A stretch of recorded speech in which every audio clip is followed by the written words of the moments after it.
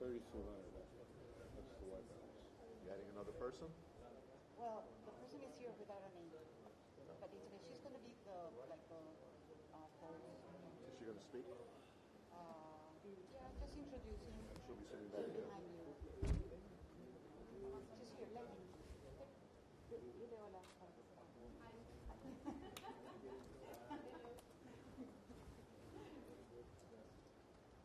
That complicates you? Well, She's not going to talk too much. okay. Okay. So I guess it. Okay.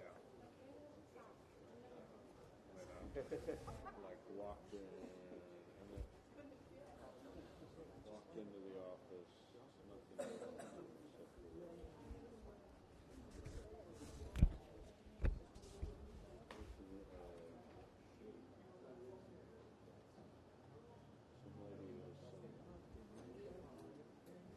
coronavirus pop-up store. I think shopping stores out that thing.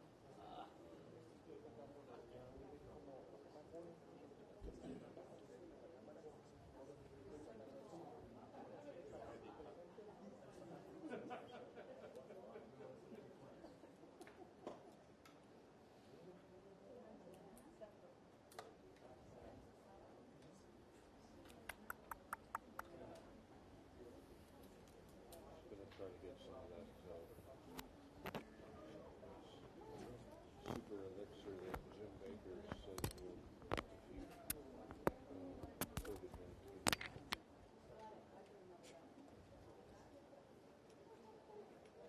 I think it's got silver in it or something.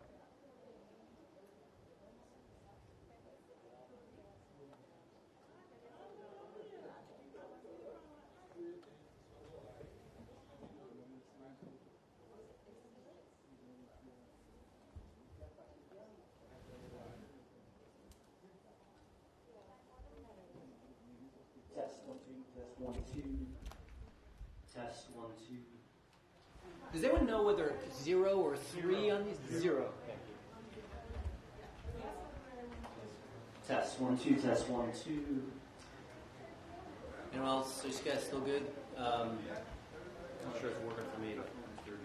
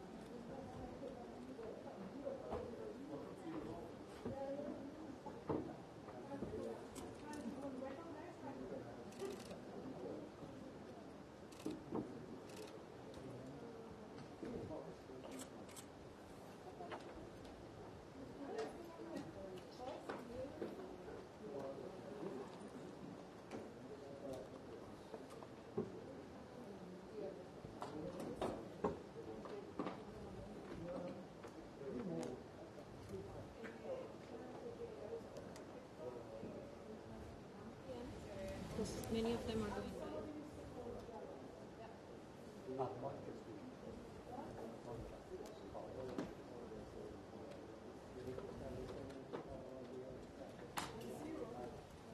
Zero. Nunca zero. Y no tenemos que hacer questions. Otherwise we will go to stage.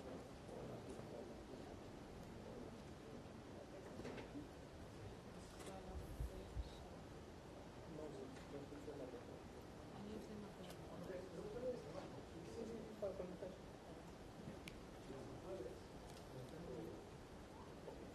¿Aló? Sí, dime.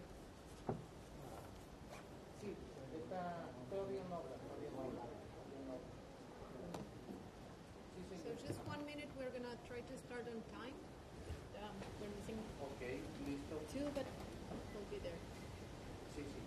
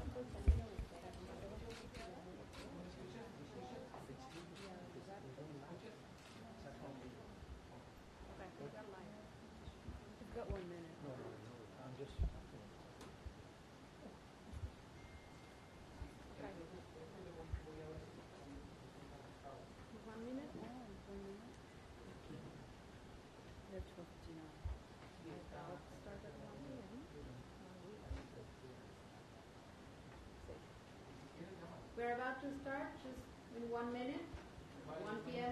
on time.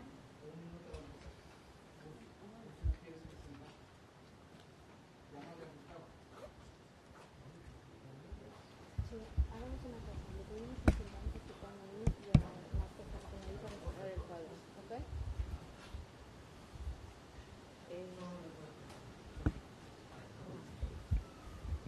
Here he comes. Okay.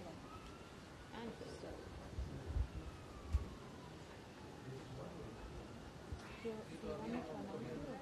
Yes.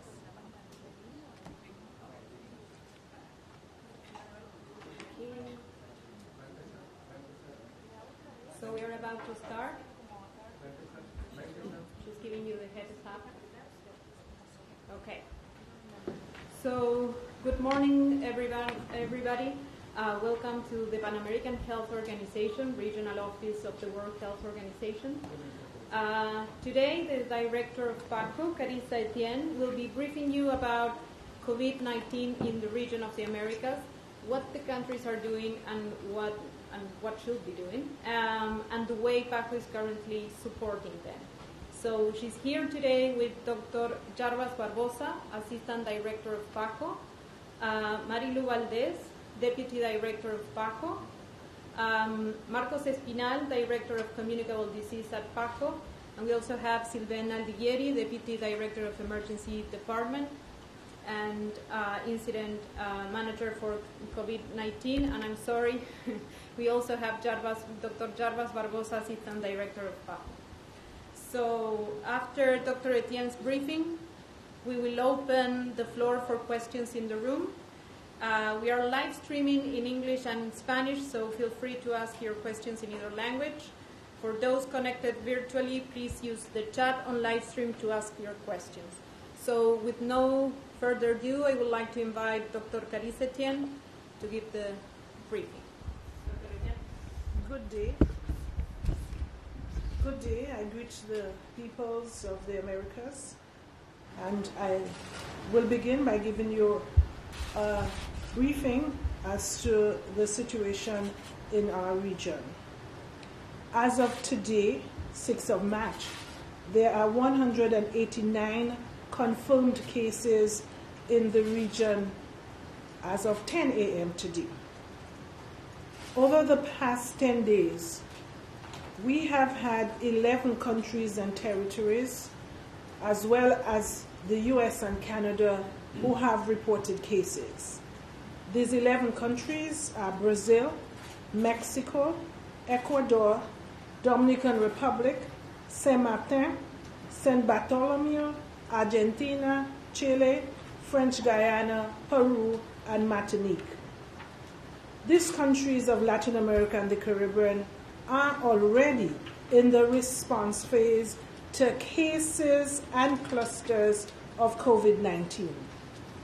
The countries of Latin America and the Caribbean are better prepared than 10 years ago, as they have learned valuable lessons from the pandemic influenza H1N1 and the Zika epidemic. But what is required now is that countries are ready to respond today and ready to respond with the tools that they already have at their disposal now. We must be on high alert. WHO has raised the risk level to very high for all regions of the world.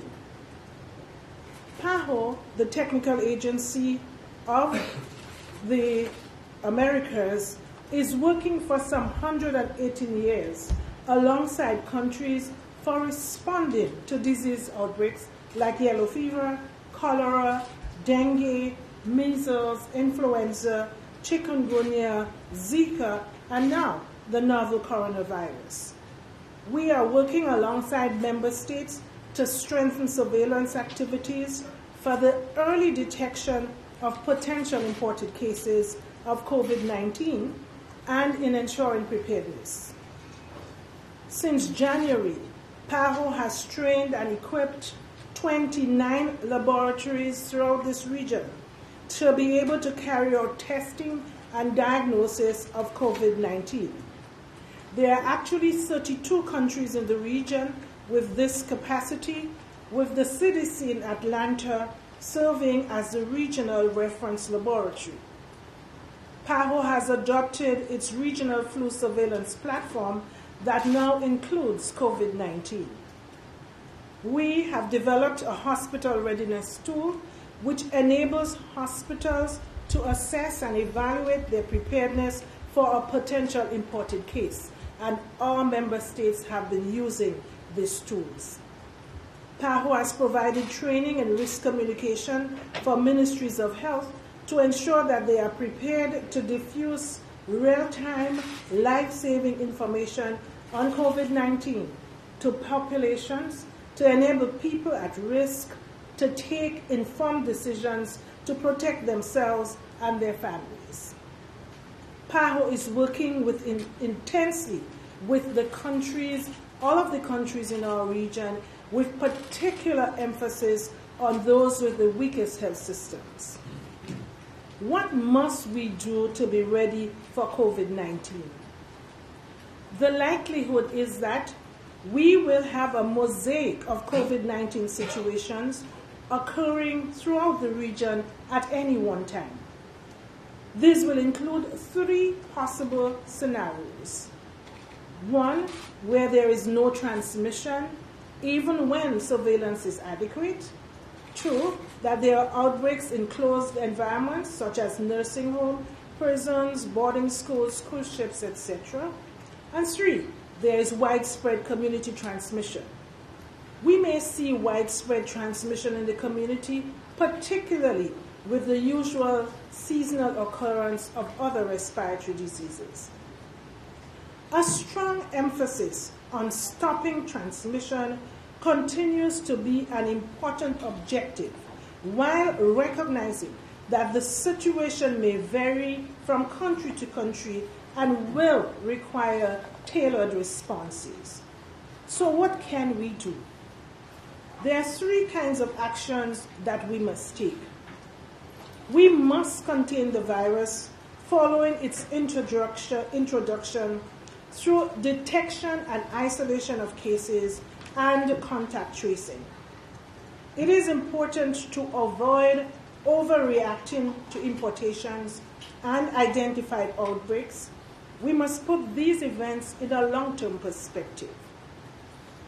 We must be prepared to save lives. Working with the health sector, including protecting healthcare workers, ensuring that the health sector is ready to make the necessary arrangements in the health services to respond to possible situations as increased influx of critical patients. And we must be prepared to slow transmission. For this, we need a multi-sectoral approach, and these discussions must start now. This will include, for instance, education, transport, civil society, among others. We must be able to determine the public measures that will be activated, including school closures, cancellation of mass gathering, teleworking, and others. I must report that in the region, we are seeing strong political commitment, many countries at the very highest levels of government. This commitment is ready and has begun to lead the multi-sectoral response to protect citizens and to invest in the response. What can individuals do? There are simple precautions that everyone can take to prevent respiratory illness, including COVID-19. You've heard them very often. Wash your hands frequently with soap and water, or use an alcohol-based sanitizing gel. When coughing or sneezing, cover your mouth and nose with your flexed elbow or with a tissue. Dispose of the tissue immediately and wash your hands. Avoid close contact with anyone who has coughing and fever, and avoid frequent touching of your face, your nose, your eyes. These are some of the measures that PAHO is undertaking with our member states.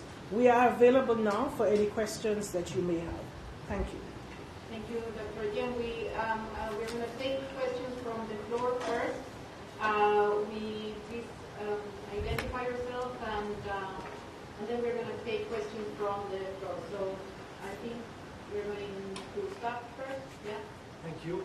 I'm going to ask in Spanish first and then in English. Thank you for the opportunity. Voy a preguntar primero en español y luego en inglés. Me gustaría conocer su opinión sobre si se está sobredimensionando y generando histeria frente a un coronavirus que cuando se compara con otros parece que no tiene el nivel de mortalidad ni el nivel de casos como el de una influencia normal, una gripe normal. Y si todas estas medidas que se están adoptando por el coronavirus están justificadas cuando hay otros casos como ébola o el Zika o la malaria que podrían llevar a medidas del mismo índole o